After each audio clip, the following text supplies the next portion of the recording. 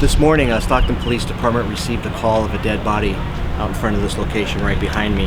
When our officers got on scene, they located a 24-year-old African-American male who was deceased. The situation looked very suspicious to our patrol officers, so they called in our homicide detectives, and right now we are calling this homicide number 30, and we are investigating this as a homicide.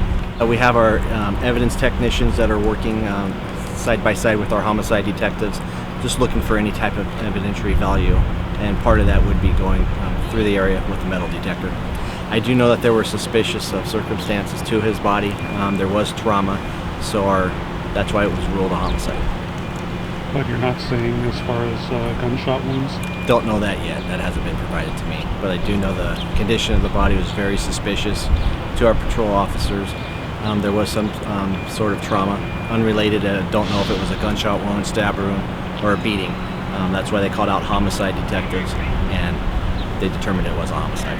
We're still looking for suspects in this case, so if anyone has any information in regards to this homicide, they're encouraged to contact the Stockton Police Department at area code 209-937-8377. We can't predict what's going to happen for the rest of the year, but historically during the summer months, which we are in now, we have seen a rise of violent crime and also homicides occurring in the past. So that's something that we're definitely going to be addressing with our community response teams, where we're going to put them back out to the community where there are high crime activities to try to be proactive and make those arrests that are needed.